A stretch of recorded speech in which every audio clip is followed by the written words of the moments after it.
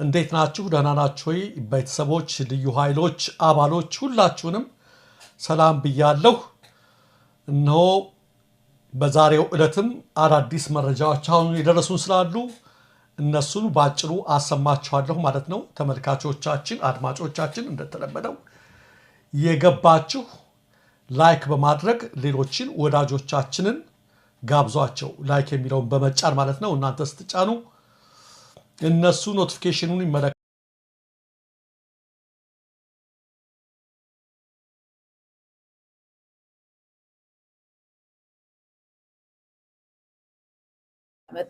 ውስጥ ግን በጣም በሚገርም ሁኔታ ይሄ መንግስት ከሞት ጋር ውል ፈጽሞ የመጣ ይመስል በየቀኑ የሞት ያደጋ የጦርነት የመሳሰሉት ዜናዎች ናቸው ይዘን የምንመጣው። ምንም ማድረግ አንችልም።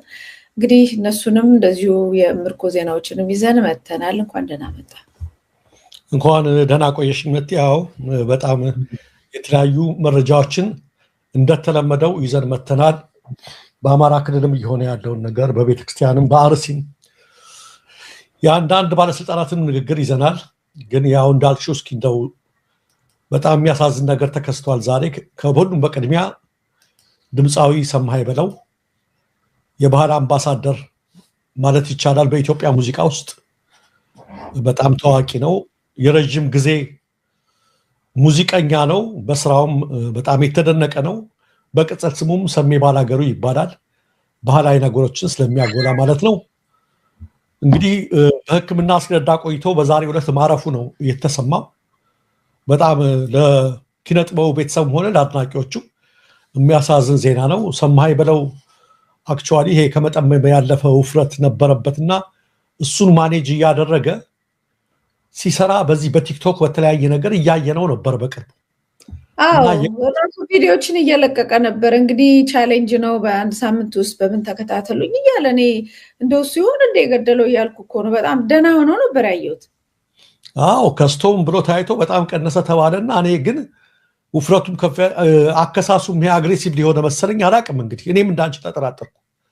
ምናልባት ከመጠን በላይ ለመክሳት ብሎ የሆነ ነገር አደረገ እንጂ በወፈረ ጊዜ አልነበረም። አሁን ከስቶ ነው እንግዲህ ድምፃዊ እንትን ያረፈው። እንግዲህ ወይ ያልተገለጸልን ሌላ ህመም ሊኖር ይችል ይሆናል እንግዲህ አልናውቀውም። ለማንኛውም በ1958 ዓመተ ምህረት ነው የተወለደው። በ58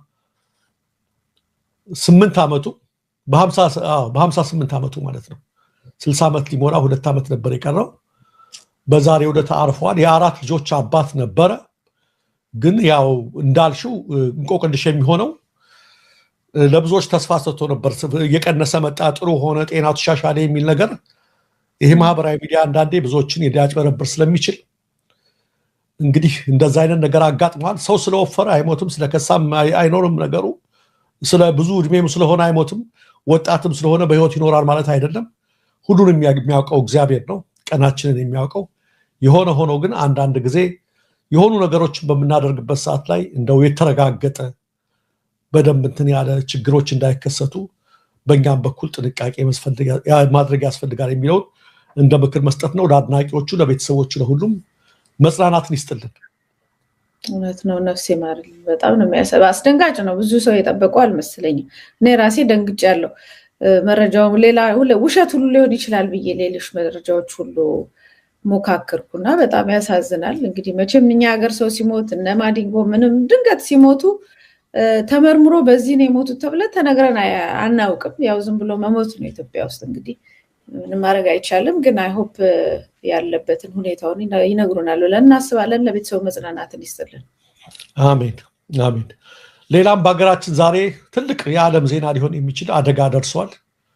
በጣም አስከፊ የመኪና አደጋ ነው የደረሰው። መቲ በኮምቦልቻ እና በደሴ መካከል ሀረጎን ታውቂዋለሽ? ኤስ መንገድ የሚባል እኔ ያው እዛ ያደግኩበት ስለሆነ ስለማውቀው ነው። በጣም ተከታች ያለው ቁልቁለት ገደሉ እንደሚታወቅ ነው እና በዚሁ በሀረጎ በተባለው ስፍራ በደረሰ የመኪና አደጋ የ28 ሰዎች ህይወት አልፏል ነበር ጠዋት የተባለው። ቀጥሎ የኮምቦልቻ ከተማ አስተዳደር ፖሊስ መምሪያ 31 ደርሷል አለ። የሟቾች ቁጥር በጣም አሰቃቂ የመኪና አደጋ ነው የደረሰው በዚህ በኤስ መንገድ ላይ። ኤስ ያሉት እንደዚህ እንደ ኤስ ስለሆነች ነው ብዙና ከዚህም ከዛም ስትመጭ ከደሴ ወደ ኮምቦልቻም ከኮምቦልቻ ደሴም እዛ ጋር ስትደርሺ ትላክስ እየነፋሽ የራስሽን መስመር ይዘሽ ነው የማያቋርጥ ትላክስ እያልሽ ነው እሷን መሄድ ያለብሽ። ልክ ነው የሚመጣው ታየ እና ግን የሚገርመው እዚህ ቦታ ላይ በጣም አደገኛ ስለሆነ ብዙ አደጋ አይፈጠርም ነበር ይገርምሻል ብዙ ጊዜ ለምን ሁሌ ኮንሽስ ጥንቃቄ ነበር ዛሬ ግን ከመካነ ሰላም የተነሳ አውቶቡስ ወደ ከደሴ ወደ አዲስ አበባ ሲጓዝ እዛ ላይ ነው 64 ሰዎች ነበር አሳፍሮ የተጓዘው ኮማንደር ጌታቸው ናቸው እንግዲህ ሙዬ እየተናገሩ ያሉት ከሞቱት በተጨማሪ ያሉት ሆስፒታል ገብተው ህክምና እየተደረገላቸው ነበር እንግዲህ አሁን እንደምሰማው ደግሞ የሟቾች ቁጥር ልክ በጣም ስለተጎዱ ማለት ነው 34 ብቻ ሳይሆን እየጨመረ ወደ 50 ተጠግቷል እያሉ ነውና ይሄ በአንድ ቀን የጠፋ ህይወት እጅግ በጣም የሚያሳዝን በጣም አስከፊ አደጋ ነው እግዚአብሔር ነፍሳቸውን ይማር ድንገት ወጥተው ነው የቀሩት ለቤተሰቦቻቸው ለቀሪ ቤተሰቦቻቸው ፈጣሪ መጽናናት ይስጥ በጣም አሳዛኝ አደጋ ነው የደረሰባቸው ከእንዲህ ወጥተው ድንገት ወጥተው ከመግባት እግዚአብሔር ይጠብቀን ከእለት ከዘመን መንሱ ተሰውረን የሚባለው ከዚህ ነውና ሁላችንም ከከፋ አደጋ ድንገት ወጥተው ከመውጣት ይጠብቀን ለቤተሰቦቻቸው መጽናናት ይስጥ እነሱንም በሰላም ከደጋጎቹ አጠገብ ያሳርፍልን በነገር ላይ ያው አንተ አካባቢ ነው በደም ታቋለ እኔም ደግሞ ለስራ ሲሄድ ለዳታው ለምኑ ለተለያየ ጉዳይ ሲሄድ በጣም የሚያስፈራ ነው አማራ ክልል ባይዘው በጣም ነው የሚያስፈራው መንገዶቹ አብዛኞቹ መንገዶች በጣም ነው የሚያስፈሩት በጣም አንደኛ ተራራማ ናቸው በተፈጥሯቸው ሁለተኛ እንደምንም የሆነ አካል ይሰራቸዋል እንጂ ከዛ በኋላ ጥንቃቄ ብሎ እድሳትም የለም እንደዚህ መንገድ የሚስትም ምናምንም ሊገጥም ይችላል ለዛ መከላከያ የሚመስል ነገር ወይም ያንን ባንድ ወቅት ተራራውን ሰንጥቆ ምናምን የተከፈተ መንገድ እንጂ የሚሻሻል ሌላ አማራጮች የተወሰኑ ቦታዎች ተሰርቷል እንጂ ከዛ በኋላ የለምና ሁሌ በጣም ነው የሚያስፈራው በቃ አንዳንዴ ወደ ታች ሁሉ ይሄን ምን ለሌሎችም ወደ ባህር ዳር ምናምን ከአዲስ አበባ ተነስቶ መሄድ አሁን በቃ በጣም ነው የሚያስፈራው እና አሁን ያልካቸው አካባቢዎች ተራራማ ናቸው ትንሽ እንኳን አለፍ ካለ እንደዚህ ነው በቃ ምንም ልትከላከለው ልታድነው የምችለው ነገር የለም ምክንያቱም ተጋጭተ እንኳን የምትቆምበት ነገር የለም ቀጥታ ገደል ነው እና ይሄ የሚያሳየው አንደኛ ራሱ የመንገዱ አሰራር ለእንደዚህ አይነት አደጋዎች ቀድመን የመከላከል ነገር ምናረገው እሱን ለምን አላረግንም ብትለኝ ያው መንግስት ስለሌለ ነው ምልህ ምክንያቱም ማን ያረጋዋል ይሄው እንደዛ አይደል የሚኖር ከደሴ ተነስተ ወደ አጂባር ስንሄድ አጂባር ማለት እንግዲህ የራስ ሚካኤል ሀገር ነው የልጅ ኢያሱ ሀገር ነው ከመቅደላም የሆነ 10 ኪሎ ሜትር ምናምን አካባቢ ነው ብቻ ትልቅ በጣም ታዋቂ አካባቢ ነው አጂባር ምናምን ከሆነ ጊዜ በኋላ ላይ የሆነ በሽሎን ምናምን ወንዝ አለ ወደ ጊሸን ማርያም መገንጠያው ጋራ ማለት ነው ከዛ ከሆነ ጊዜ በኋላ ግን መንገድ የለም ምንም ነው አሁን ይሄ ምልህ አስፋልትም ነው የሌለው ዝም ብሎ ተራራው ጥርጊያ መንገድ ተንትን ተብሎ በገረጋንቲ ላይ እየወጣ እየዘልክ በቃ እየነጠርክ በዚህ ጋር እንትን ነው ገደል ነው በሁለቱም አቅጣጫ ተራራማ ነው አስፋልት የለውም ምንም ነገር የለውም በቃ በጣም የሚያስፈራ ነውና በትማ ምንድነው ነው በቃ ያልከው የሆነ ዱሮ እንኳን እንደዚህ አጠብቅም እንኳን በዚህ ዘመን ማለት ነውና የመንገድ ስራዎች ራሳቸው ሁሉ ጊዜ ሹፌሮች ብቻ አይደሉም መንገዶቻችን በጣም አስፈሪ ተጸልዮባቸው ምናምን ይታለፉ ናቸውና ከሱም የመጣ ችግር ነው ብዬ ነው ማስበው ግን እንደ ተቀላላ እንደ ሀገራችን መቼም የምንሞትበት ነገር መብዛቱ በጣም ለዚህ ነው መግቢያችን ላይ ይሄ መንግስት በተለይ የኢትዮጵያን ህዝብ ደም ከማፍሰስ ጋራ ከሆነ ከሰይጣን ጋራ ውል ገብቶ የመጣ ነው የሚመስለኝ ምክንያቱም በሱ ዘመን ጦርነት አለ ግድያ ያለ አደጋዎች በኖርማሊ እንደዚህ ብዙ አደጋዎች ዝም ብለ የመኪና አደጋ ኤቭሪዴይ ነው ያለው ታውቃለህ በየቀኑ ነው ያለው አንዳንዴ ለምንድን ነው እንደዚህ የሚሆነው ብሎ መጠየቅም ያስፈልጋል መሬት መሸራሸሩ ሰው ይገላል መኪና አደጋ ይገላል መኪና አደጋ በየቀኑ ነው ሰው ይታገታል በቃ ደም በደም ነች አገሪቷና ይሄ ከዚህ መንግስት ጋር አብሮ የገባ ኃይለኛ የሆነ እንጃ የሆነ ደም ኢትዮጵያን የሚያፈስ መንፈስና ኃይል ያለ እስኪመስል ድረስ ነው የሚሰማኝ በጣም ነው የሚያሳዝነው ተነስተው ስንት አቅደው ወጥተው እዛው ላይ መቅረት በጣም ነው የሚያሳዝነው ያው ነፍስ ይማር ነው ምንለው ሌላ አሜን ይሄ ቦታ መቲ የሚገርምሽ ይሄ መንገድ ጣሊያኖችን የምታደንቂያቸው በተራራ መሃል የተሰራ መንገድ ነው እንደምታውቂው እንግዲህ ይሄ ያረጎ መንገድ ማለት ነው እንዴት አድርገው እንትን ብለው እንደሰሩት ነው ግን በጣም የምታዝኙ መቲ መንግስታት ሲፈራረቁ አደገኛ መሆኑ ሀረጎ ጋር ተጠንቀቁ ይባላል ኤስ መንገድ ተጠንቀቁ ይባላልና እንዳልሽው ጫፍጫፏ እየተፈረፈረች ዳርዳሯ ያፈር መሸርሸሩ እሱን እንኳን ለመከላከል በዛፍ በተለያየ ነገር ለመከላከል ከተቻለ ደግሞ የቋሚ እንትኖች ይሰሩ የለ በኢንጂነሪንግ ለማስፋትና የመከላከያ ለመስራት ከዳሩ ላይ ምንም ጥረት አይደረግበትም። ቢያንስ እንኳን አደጋ ቢኖር ገጭቶት ሊያቆመው የሚችል ነገር በምን መንገድ እንደዚህ አይነት መንገድ ላይ ጣሪያን ይሰራልን እስካሁን ሳንነካው መንገድ ሰጥተው እንዳለች አንድ ኢቴው የተቦረቦሩት ራሱ ሳይደጸፍ እንትናቸው ስለማቀው ነው።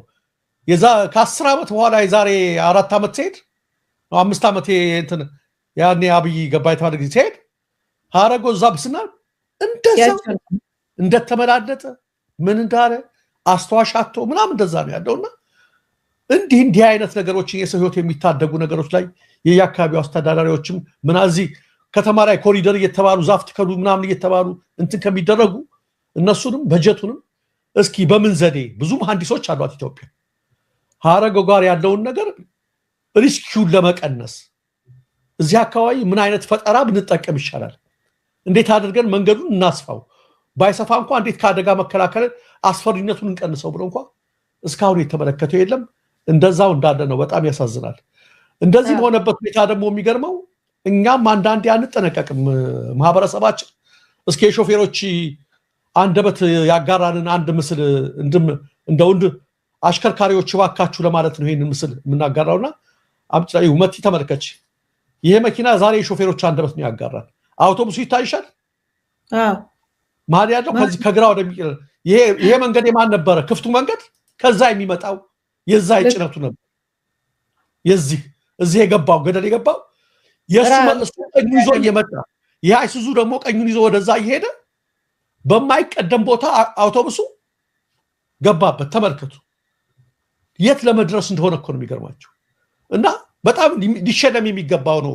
እንትኖችም ያሉት የሾፌሮች እንትን አንደበት ያሉትም ሲገባ ህዝብን ከምፈጭ ከምገል ብሎ ተሳቢው ፊት ለፊት የመጣው መንገዱን ለቆስቶ በመግባት ህዝቡን ከጉዳት አዳነ ሰው ሾፌሩ እና እሱን ጉዳት አልደረሰበትም፣ ህዝቡንም ታደገ። መኪናው ተጎድቷል ተብሏል ረቶ። አሁን ይሄ ባለ አሽከርካሪ መኪናው የሱም ከሆነ ተመልከቹ፣ ህዝብ ነው ያተረፈው። ባለጭነት መኪናው ይጎዳል እርግጠኛ ነኝ። ተቀጥሮ የሚሰራ ሹፌርም ከሆነ ትልቅ ስራ ነው የሰራው። ኦኬ ኢንሹራንስ ምናምን ሊኖረው ይችላል። ነገር ግን ያተረፈውን ነገር ብትዩ በገንዘብ የሚለካ አይደለም። የሚሸለም የሚበረታታ ሾፌር ነው። እኔ መናገር ግን የፈለኩት የአውቶቡስን ሾፌር ነው። እባካችሁ ጭነት መኪናው ብዙ ሰው ያልያዘው ጭነት የያዘው ይሄን ያህል ሲጠነቀቅ ሰው ይዘህ የምትጓዝ ብዙ ተሳፋሪ ይዘህ እየተጓዝክ እንዴት ኃላፊነት አይሰማህም? እንዴት በማይቀደም ቦታ ላይ ቀድማለሁ ትላለህ? አንዳንዴ በዛው በኢትዮጵያ ላስረዳሽ። ከደሴ አዲስ አበባ ለመድረስ ሲቅነዘነዙ ብታያቸው ሰዎች አሉ፣ ሹፌሮች አሉ። ደብረ ሲናም ላይ የማይታለፈውን ቦታ ላይ እንደዛ ሆኖ ተጣድፈው አዲስ አበባ ይገባሉ ልልሻለሁ። አዲስ አበባ እነሱ በገቡ ያ ሲቀድሟቸው የነበሩት መኪኖች የሚገቡት በስንት ደቂቃ ልዩነት ነው ታውቂያለሽ? በ20 በ30 ነው እኮ የሚያተርፏት። ከዛ ሁሉ ቀን እንደዛ ተንቀጭቀጭሽ የምታተርፊው 10 እና 20 ደቂቃ ነው። ያን ደግሞ ምን ሊያደርጉበት ነው? ቁጭ ብለው ድራፍት ሲጠጣበት ነው። ሌላ እኮ ነገር ሊያደርግበት አይደለም። አንዳንድ ጊዜ መንገዳችን እንደዚህ አስቸጋሪ በሆነበት አሮጌ መኪናዎች በበዙበት ሲኖትራክ ምናምን የሚባሉ አደጋ የሚፈጥሩ ባሉበት ሁኔታ ላይ የህዝብ ማመላለሻ ትራንስፖርት የምታሽከረክሩ ሹፌሮች ለምንድን ነው ረጋ የማንለው? በተለይ ይሄ ጫት የሚባል ነገር ሀገሪቱን ከሞላ ጀምሮ ያን የቃሙ የሚያሽከረክሩ ሰዎች በጣም አደጋ ይፈጥራሉና ተመልከቹ። ይሄ አውቶቡስ አሁን ያ ጭነት መኪና ገደል ላይ ባይገባለት ኖሮ ለቆ መንገዱ እንዴት ሊጋጩ እንደነበር ተመልከች። አስቢ ስንት ህዝብ ያልቅ እንደነበር በዛሬው ዕለት ማለት ነውና ዛሬም ከእንዲህ አይነት አደጋ በዚህ ሹፌር ብርታት በእግዚአብሔር ፈቃድ ብዙ ህዝብ ተርፏል ለማለት ልክ ነው። አንዳንዶች እንደዚህ ያሉ፣ አብዛኛው ግን ብዙ ስህተት በተለይ ወጣቶች አሉ። እኔ በገንዘብም በምንም መንጃ ፈቃድ ያወጣሉ የተባሉት እነሱ ያው በዚህ ላይ ደግሞ ረጅም ርቀት የሚነዱት አይተኙ፣ ጫቱም አለ ምኑም አለ። ብቻ በጣም የሚያሳዝን ነው። እንደ ማህበረሰብም ብዙ የዲሲፕሊን ችግር አለብን፣ እንደ ሀገርም ብዙ ችግር አለብን። እንግዲህ ደረጀ ትክክል።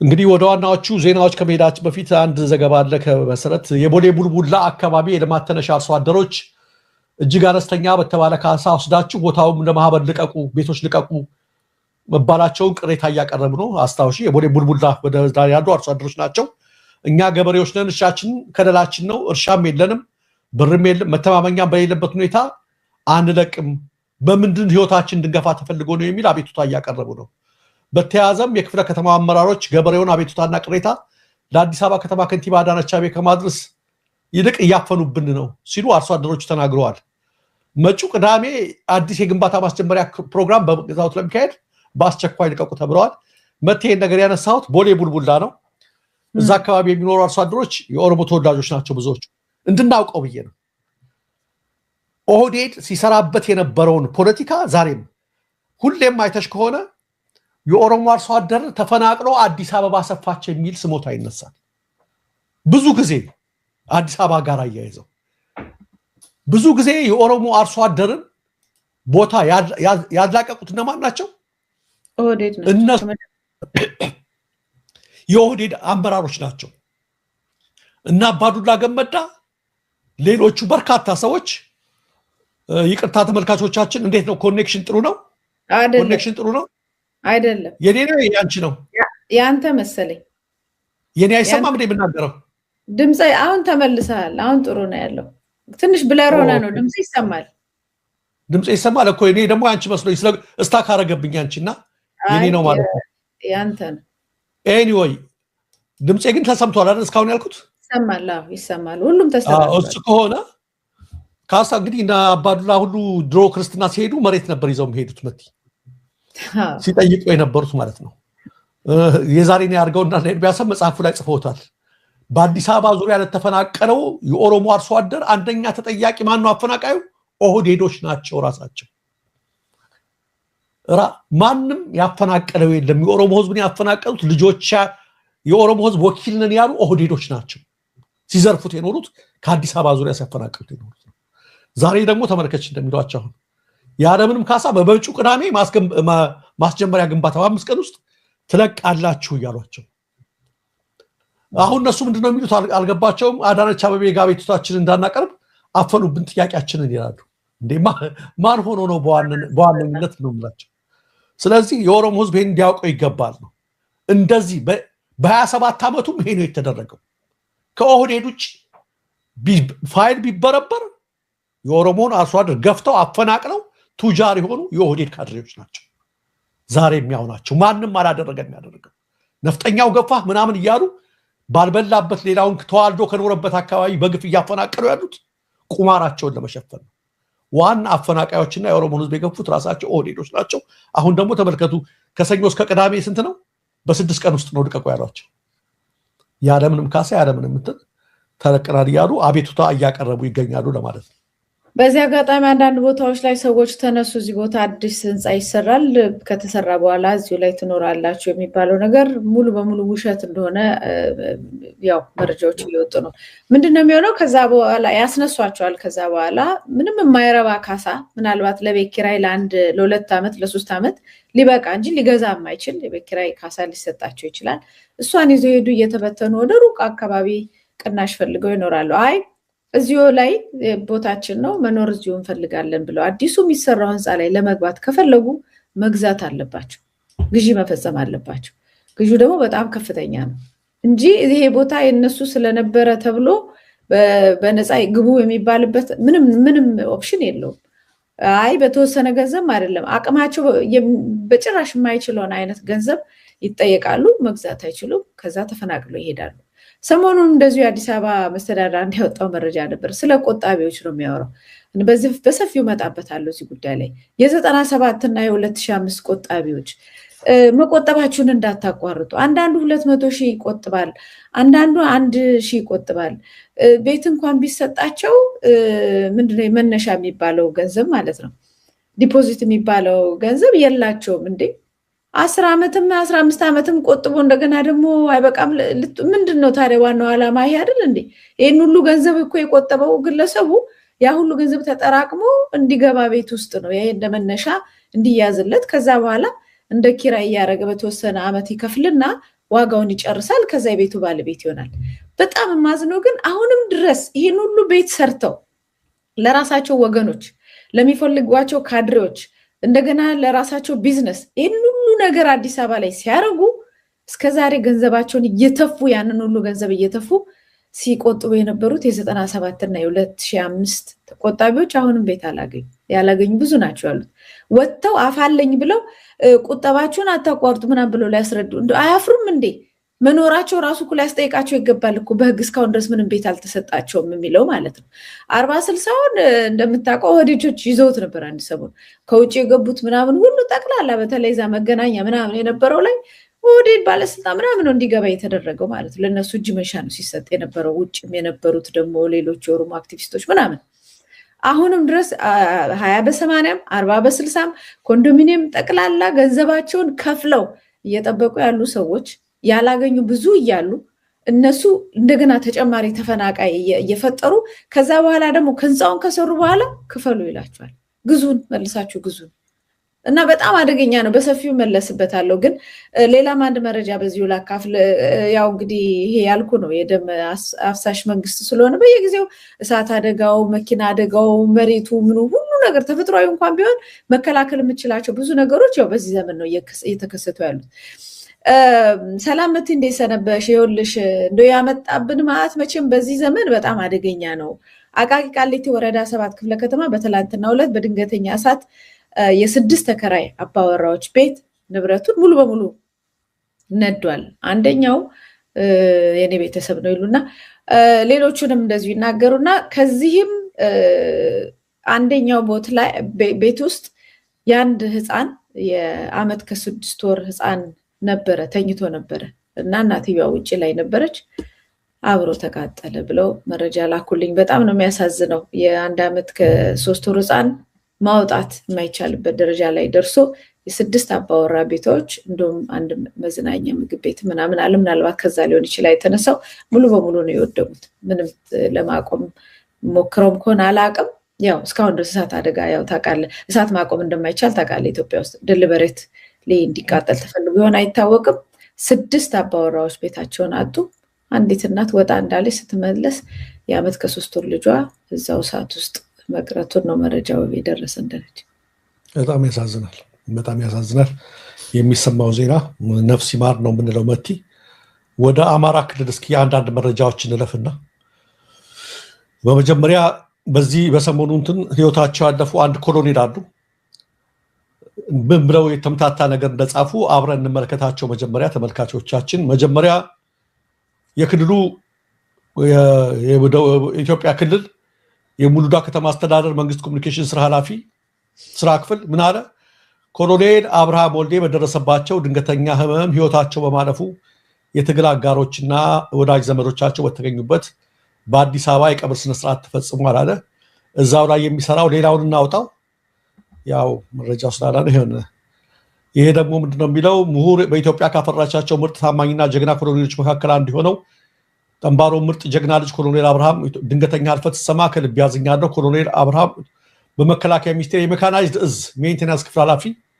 የጠንባሮ የመጀመሪያ ኮሎኔል ሲሆን በተለያዩ አውደ ውጊያ ግንባሮች ተሳትፎና የመራ በተለያዩ ውጭ ሀገራት ግዳጁን በብቃት የተወጣና የሰለጠነ ጀግና ነበር ኮሎኔል አብርሃም ለውጭ ሀገር ግዳጅ ሲዘጋጅ በድንገተኛ አደጋ ህይወቱ አልፏል ነው የሚለው ድንገተኛ አደጋውን ግን አልገለጹልንም መኪና አደጋ ቢሆን ይገልጹልን ነበረ ይገባቸዋል ይቼ የተለመደች አባባል አለ አብርሽ ወንድሜ ሀዘናችን ጥልቅ ነው መቸስ እግዚአብሔር ለምናምን እያለ ይቀጥላል የምንድነች ድንገተኛው አደጋ ነው ይቻ አማራ ክልል ጦርነት ተባብሳ ቀጥላለች ኮሎኔል ነው የመከላከያ ሜንቴናንስ ክፍል ኃላፊ ነው እነሱ አይናገሩም በድብቅ ነው የሚቀብሯቸው ቀጥሏል ያሳዝናል የወንድማማቾች እርስ በርስ ስመት መሆኑ ከመቼውም ጊዜ በላይ ሰሞኑን በጎጃምና በሸዋ በአማራ ክልል አውደ ውጊያዎች እየቀጠሉ ያሉበት መከላከያ አባላት የነበሩ ከቦታቸው እየወጡ የሚቀላቀሉበት ነው ይህን ተከትሎ የኮሎኔል ሞት በርካታ ወታደሮች ባሉበት ነው የተፈጸመው ቪዲዮውን ያላመጣሁት መቲ ለምን እንደሆነ ታውቂያለሽ በጣም በርካታ ወታደሮች በቀብሩ ላይ ተቀምጠዋል ቪዲዮው ላይ እናንተ ተጽፎበታል የምን የእግዚአብሔር ቃል ተጽፎ እንደምትየተባለ እዛ ቦታ ላይ ፓስተር የተባለ ተጠርቶ ወታደሮቿን ያሉ ቀብሩ ላይ እንትን ያለ ስለሆነ እየሰበከ እያስተማረ ስለሆነ ወታደሮቹ እንደዚህ ብለው ነው የሚያዳምጡት ለብሰው ያው እምነት ጋር ይያዛል ከሚል ነው የተኩት ያው የእግዚአብሔርን ቃል እየተናገረም ስለሆነ የሚለውና እጅግ በርካታ ወታደሮች ባሉበት ነው የቀብር ስነ ስርዓታቸው የኮሎኔሉ የተፈጸመው በላሊበላ እነዚህ ወታደሮች ደግሞ የምታያቸው እዚህ ላይ ደሬ ሞት አይቀርም ታሪክ ሰርቶ አሻራ አስቀምጦ መሞትን ጥቂቶች ብቻ ይታደሉታል ይላል ሂንት ስለሰጠ ነው እዚህ ላይ ልክ ነው ያ እኛ እኮ ምን ከነሱ በፊት ነው መረጃው እኮ የደረሰን እነሱ ግን እንዴት እንደሚያርበሰብሱት እኮ ለማሳየት ነው መቲ ካሁን በፊት የጀነራልን ያህል ነገር ተመልከች ሳይነገር ዝም አለ አለፈ ጀነራልን ያህል ነገር እኮ ትግደለ ሲባል እኮ የብልጽግናን መሞት እኮ የምታውቂው ለዚህ እኮ ነው በቃ ካሁን በኋላ የሆነ ነገር ያረጋል ምንም የለም አቅም የለም እያልኩሽ በድንገተኛ አደጋ ይልሻል ጀነራሉን በድንገተኛ አደጋ ግን ያው መታወቂያው ምንም ወጣባቸው ወፋኖች ወጣባቸው እዛው ስለነበር እንትናቸው ያሉትና ኮሎኔል ጀነራል እንደዚህ ራሳቸውን እንትን ማድረጋቸው የተለመደ ነውና እንግዲህ ታሪክ ሰርቶም ከሆነ ለማን ታሪክ እንደሰራ እኛ እናውቀዋለን ታቹ እንሂድ ወደ ቀጣዮቹ ሌሎች መረጃዎች ወደ ላሊበላ መረጃ ለማሳየት እነዚህ የምታዩቸው ወታደሮች ተመልካቾቻችን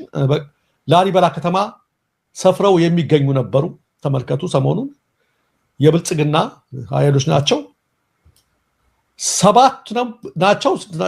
ሰባት አካባቢ ናቸውና ሰባቱ ምንድናቸው የሚገርመው መቲ ከሌሎቹ የነዚህ መክዳት ይገርመው ሲከደነ ሰባቱም የአንድ ቲም አባላት ናቸው ሰባቱ ነው የተመደቡት በየቦታው እና ሙሉዋ ቲም አንዷ ቲም ነች እንዳለ ሁሉም ከነመሳሪያቸውን ይዘው ተመካክረው ተወያይተው አንድ ሐሳብ ይዘው ተመልከች ከቲሙ እንኳን አንድ የተነጠለ ሐሳብ ያለ የለም ሰባቱም የቲሙ አባላት በትናንትናው ዕለት ምኒልክ ዝን ተቀላቅለዋል ማለት ነው ሙሉ በሙሉ ሄደው ማለት ነው ደስተኛ ይመስላሉ በጣም ደስተኞች ናቸው እንጂ እኔ እኮ የገረመኝ የቲሙ አባላት ሙሉ በሙሉ እኮ መሆኑ እኮ ነው ሲያቅዱ ነው የከረሙት ማለት ነው ሲያቅዱ ነው የከረሙትና የዛች የቲሙ አንዳለ አሁንም ምንድነው ያሉት እነሱ በሰጡት አስተያየት በሌሎች ቦታ ያሉ ቲሞችም እንደኛ ይመጣሉ አውርተን ጨርሰናል ሁላችንም ሁሉም አሳቻ መንገድ ነው የሚጠብቀው እንዳይመታ ከኋላ በሚጠብቋቸው ማምለጫዋን ነው እንጂ የሚጠብቋቸው ሁሉም ይሄ ስርዓት በቃይ ካለ ቆይቷል የሚለው አክቹአሊ ዘመነ ካሴን በቅርቡ የተናገረውን ነገር ሰምቻለሁ ታሪክ የምንሰራበት ጊዜ ደርሷል የምንለውጥበት ነው ያለው እንግዲህ እስኪ ከፈጣሪ ጋር እኛም እየጠበቅን ነው ደጋዳሞት ከባድ ውጊያ ነበረ መቲ ያው ድምጹ እንዳይገባ በዚህ በደጋዳሞት ውጊያ በተካሄደው ውጊያ በነገራችን ላይ ከአዴት እስከ ባህር ዳር ድረስ ያለው መንገድ ከፍተኛ ችግር አለ ከአዴት ባህር ዳር እዛው ባህር ዳር እነዚህ የደጋዳሞት በገፍ የገቡ ናቸው ድምጹን ሚውት ካረክሽው በጣም መልካም ነው ሰራዊቱ በብዛት እጁን እየሰጠ ያለምንም አንዳንድ ቦታማ ያለምንም ውጊያ ነው ተመልካቾቻችን ምንም አይነት ውጊያ ሳያደርግ ይበቃል እንትኑ ስንል ያለምንም ውጊያ እየጠበቅናችሁ ነበር ምናምን ይያሉ የሚገቡት ያወራሉ የሚወራ ወሬ አለ ግን በየማከሩ አንዳንድ ቃል ስለሚናገሩ ለዛ ነው የሚታርግ ይችላል እንጂ እንደና እንትን ነበር መጣችሁ ሰላም ምናምን እንዳትነኳቸው ምናምን ይባላል ሌላ ሚውት ያደረግንበት ምክንያት ከፍተኛ ተኩስ ይሰማል ባጠገቡ ከፍተኛ ተኩስም ስለሚሰማ እሱንም ነው ጭምር ሚውት ለማድረግ ፈልገን ነው ተመልካቾቻችንና እጅግ በብዛት መከላከያው ሞራሉ ሁሉ አብቅቷል በገዛ እጁ እየገባ ነው የሚገኘው ያለው ሁኔታ በጣም የሚገርም ነው ይሄም ብቻ አይደለም እንግዲህ የኮሎኔሉ ቪዲዮ አንድ ደረሰኝ እንትን ስንት ይሄዳል እሱ ማሳየት ከፍተዋል አንተ ጋር መሰለኝ አሁን ነው የሚሉት ያኛው ፎቶ አለው ስብከት አለው የሚቀርብ አይደለም ስንላቸው የሌለው የቀብር ስነ ስርዓቱ እየተደረገ ነው ያለው ተመልካቾቻችን ይሄንንም የቀብር ስነ ስርዓት በብዛት ያደረጉለት ያው ቤተሰቦቹ ናቸው እርግጥ ወታደሮችም በብዛት አሉ ይህ ኮሎኔል ህይወቱ ያለፈው በዚሁ በማን ግንባር ነው በወሎ ግንባር ነው በሚኒሊክ ዕዝ ነው ጥቃት የደረሰበትና አንዳንድ ነገር ስለሚናገሩ ነው እነዚህን እንትን ያላደረግነው እስኪ የቀብር ስነ ስርዓቱን በጥቂቱ እንመልከተው ብዬ ነው ቤተሰቦቹ ያሳዝናሉ ማልቀሳቸው በትንሹ ያሳያቸው መቲ ብዙም ባይሆን ቤተሰቦቻቸው በጣም ያሳዝናሉ ነፍስ ይማር የወንትን ጦርነት ነው እጅግ የሚያሳዝን ነገር ነው እየሆነ ያለው ነገር ግን ምን ታረጉታላችሁ ግዴታ መሞትም መገደልም እንደዚህ እንግዲህ ጦርነት ውስጥ ሲገባ ማለት ነው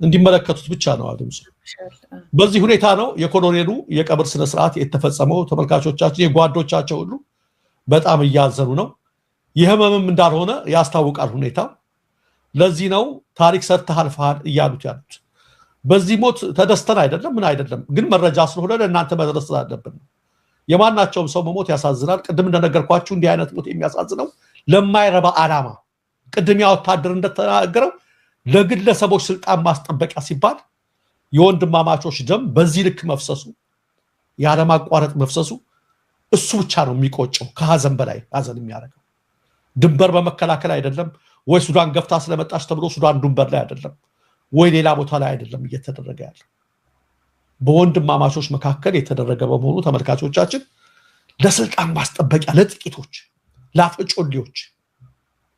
ላፈጮሌዎች ለሙሰኞች ያ መሆኑ በጣም ይቆጫል ኤኒዌይ በዚህ መልክ በቤተሰቦቹ ግፊት ተቀብሯል ለማለት ነው ተመልካቾቻችን ምርኮው በጣም ቀጥሏል እንደነገርኳችሁ የተማረኩትም የሚናገሩት ማንንም የመዋጋት ሞራል የለውም ብዙ ተርቧል ነው የሚሉት ሎጂስቲክም የለም ነው የሚሉትና አጠቃላይ ይሄ ባለበት ሁኔታ ላይ በአማራ ክልል በቀጠለበት ሁኔታ ላይ ትናንትና መቲም እንደተወያየን የአብይ ህዋቶች እንበላቸው አይደል ነገታቸው ረዳን የአብይ ክንደያ ነገታቸውና እነሬዳዋን ሰሞኑን አንድ ጽሁፍ ጽፈው ነበር አልጀዚራ ላይ ህዋት ሊወረድ ነው የሚል ትናንትና ክንደያ ጨምሮታል ዓለም አቀፉ ማህበረሰብ ካላቆሙ በስተቀር ህዋት በፌደራል መንግስቱ ላይ ጦርነት ሊያውጅ ቀናት ቀርተውታል ይያለ ነው ውጥረቱ እንድታዩት ብዬ ነው ፍርሃት በጣም ነክሷል የጽምዶና ከርካሪ ሰብረናል ባሉ ማግስት ብርሃኑ ጁላ እነ ጌታቸው እነ ክንድያ ምናምን ይሄን ፍርሃት እየለቀቁ ነው በአማራ ክልል ደግሞ እንደምትመለከቱት ሰራዊቱ በገዛ በራሱ ጊዜ ይሄደ ነው ኮሎኔሎች ሞታቸው ሳይነገርላቸው እድሜ ለቴክኖሎጂ የዚህ የስልክ ዘመን ነው እየተቀረጸ መረጃ ያወጣባቸዋል እንደዚህ የሆነ ነው ሰራዊቱ ደግሞ እጁን በገፍ እየሰጠ ቀጥሏል በዚህ ሁኔታ ላይ ነው እና አብይ መጪው ጊዜ ምርጫ አሸነፍን በሚል በምክክር ኮሚሽኑ አማካይነት ፕሬዝዳንት ሆኖ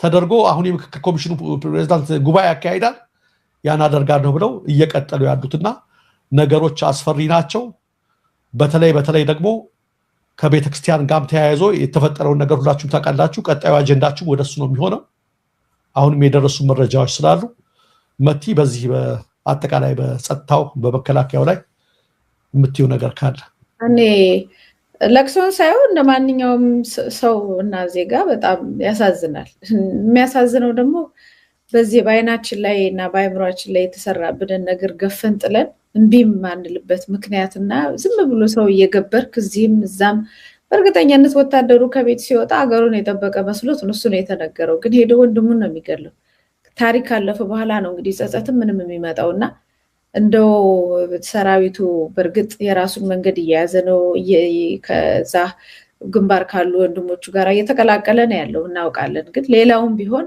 በቃ ለጦርነት እርስ በርስ ጦርነት በቃ ቀድም እንዳለው ያክል አንደኛው መከላከያ ከዚህ በፊትም ጦርነት ሰለቸኝ ብሎ አንድ እንደዚሁ መከላከያ አውጥቶ ነበር በጧት ተነስተ ጦርነት በየአመቱ ጦርነት ሰለቸንኛ ራሱ በቃ በረሃ ለበረሃ መንከራተት ሰለቸን ብሏልና እንደው በዚህ ቦታ ላይ በመከላከያ በአመራር ላይ በተለያየ ቦታ ያላችሁ ኢትዮጵያውያን እናንተ በቃ ካላላችሁ እናንተን ተጠቅመው ነው አምባገነን ገዢ ሀገሪቷን ደንበደም እያረጋት ያለውና ይሄ መብት ይሄም ኃይል ይሄ አቅም እጃችሁ ላይ እንዳለ አውቃችሁ ይሄ ጦርነትን የምታቆሙበት ነገር ብትመክሩ መልካም ነው ብዬ ነው ማስበው ለእንጀራ ብላችሁ ከሆነ የገባችሁት ሌላ እንጀራ መፈለግ ይቻላል ግን የገዛ ወገናችሁን እየገደላችሁና እየተጋደላችሁ ኢትዮጵያ የምትባል ሀገር አትጠብቅም ስለዚህ በጣም በአብዛኛው መከላከያ ውስጥ ያለው ይሄንን የምትከታተሉ ቤተሰቦች ሚስቶች ልጆች ምናምን ሁሉ አንድ ላይ በቃ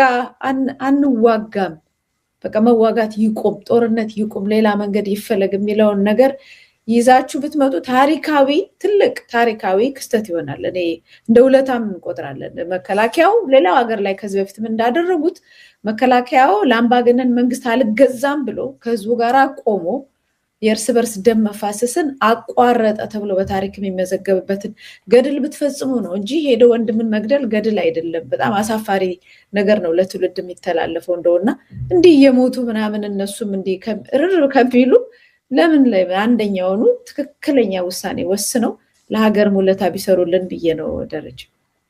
ትክክል። ይሄ ነው የምለው። ይሄ ነው ይሄ ሰራዊቱ ድምፅ ራሱን ለመታደፍ ጦርነቱን ለማቆም እንዲህ አይነት ድምጾች ባለፈውም በጣም በርካታ ወጥተው ነበረ። አሁንም መውጣት አለባቸው። ከታች ከራሳችሁ ካልተናገራችሁ በስተቀር ከጦርነት አዙሪት የሚወጣ አገዛዝ የለም ኢትዮጵያ። ይህ አገዛዝ እስካለ ድረስ የአይዳው ዩኒቨርሲቲ መምህር እንዳሉት ደም መፍሰስ ያለማቋረጥ ኢትዮጵያ ውስጥ ይቀጥላል። ስለዚህ ለማይረባ ዓላማ ተመልካምባሽ ተናግሬያለሁ። ምን ሆኖ ሞቱ ይባላል። አሁን እስኪ ተውቴ ዛሬውን ተውቴ። ዛሬማ ምንም አልተነገረላችሁም። ሞታችሁ እንዳይታወቅ ተደብቋል። ነገ ደግሞ ምን ትባላላችሁ? ታሪክ ሲወጣ አይ የገዛ ህዝባቸው ላይ ዘምተው ተገደሉ እኮ ነው ስማቸው። አይ የት ዘምተው ሲባል ኮሪያ ዘምተው አይባልም። እንደ ጀግኖቹ ወይ አድዋ ላይ ተዋግተው አትባሉም እኮ። ከአንዱ ክልል ዘምተው ነው የምትባሉት የገዛ ህዝብ ላይ። ከዚህ በላይ ባንዳነት የለም። ወታደር ማለት ለሀገሩ ለሰንደቅ ዓላማው ለሉዓላዊነቱ ነው።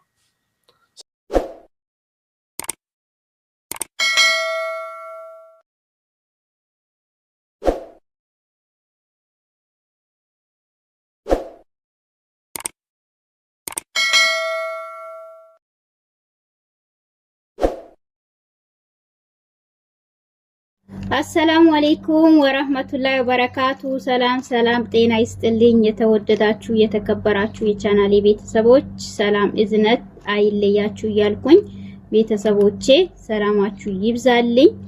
እንዲሁም ውድ ኢትዮጵያውያን ኤርትራውያን ሰላማችሁ ብዝት ትረፍ ይበልልኝ፣ ሰላማችሁን ይብዛልኝ እያልኩኝ እንግዲህ ዛሬ እዤላችሁ የመጣሁት ለፊቴ የምጠቀመውና ለእጄ የምጠቀመው እናም ደግሞ ሳሙና ለፊታችን ምን አይነት ጥቅም እንዳለው እሱን ላሳያችሁ ነው የመጣሁኝ ማለት ነው። በጣም አሪፍ ነው እና ሰውነታችን ምን አይነት ሳሙና ነው። አንዳንድ ሰው ሳሙና ዝም ብሎ ሲጠቀም እንትን ይወጣበታል ማለት ነው። ሽታ ይወጣበት ምንድነው በጣም ነው ጉጉር የሚያወጣበት አንዳንድ ሰው ሳሙና ሲጠቀም። እኔም እንደዛ ነኝ ማለት ነው። ፊቴ በተለይ ሰው ከተጠቀመበት ሳሙና ላይ ከተጠቀምኩኝ በጣም ነው ፊቴ የሚያወጣብኝ። እናም ደግሞ ሳሙና ደግሞ ሽታ ያለው ሳሙና ከተጠቀምኩኝ በጣም ነው እንትን ፊቴ ላይ የሚያወጣብኝ ማለት ነው። እና ለፊት የሚሆን ሳሙና ነው ላሳያችሁ የመጣሁት ማለት ነው። እንደኔ ለተቸገራችሁ ማለት ነው ቤተሰብ። እሺ ይሄ ደግሞ ፊት መታጠቢያ ነው። የፊት መታጠቢያ ሙቀሸር ማለት ነው። አረቦች ሙቀሸር ይሉታል። በሎሚ የተሰራ በብዙ ማለት ነው። ይሄ ነው በጣም አሪፍ ነው ለፊት እንትን ጥቋቁር ምናምን ያለበት ሰው ፊትን ነጭ ያረጋል። ንጣት ለሚፈልግ ሰው በጣም አሪፍ ነው፣ ቆንጆ ነው ማለት ነው። ይሄ ማንኛውም እንትን ሞል ላይ ታገኙታላችሁ። ዱካንም እንትን ብትሉ እንትኑ ሻምፖዎች ምኖች የሚሸጡበት አጠገብ ላይ ታገኙታላችሁ ማለት ነው። በጣም አሪፍ ነው፣ በጣም ቆንጆ ነው።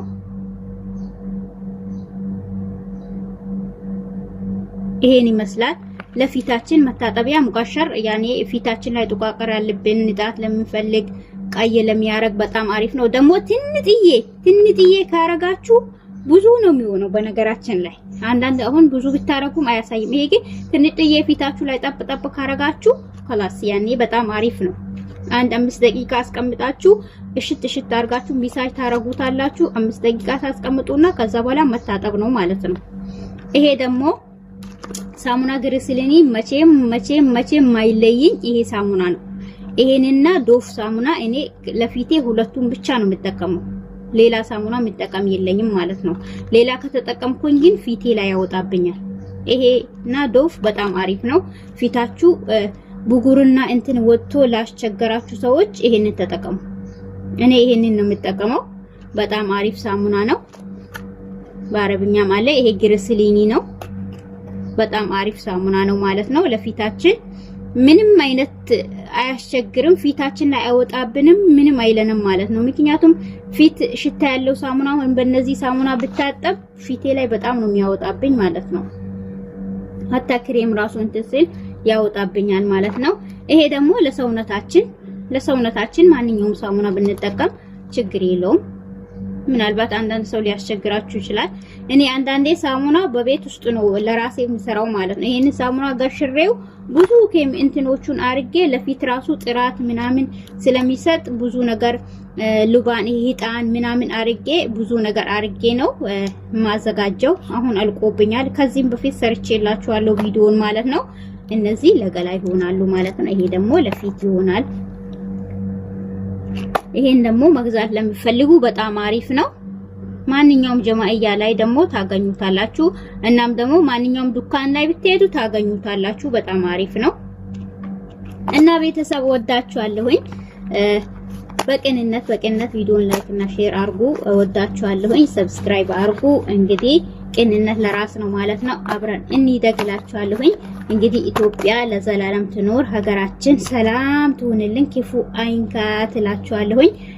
ሰላሟ ይብዛልን። ምክንያቱም እሷ ሰላም ስትሆን ነውና ሰላሟን ብዝት ትርፍ ያደርግልኝ። እኔ እወዳችኋለሁኝ። ወሰላሙ አለይኩም።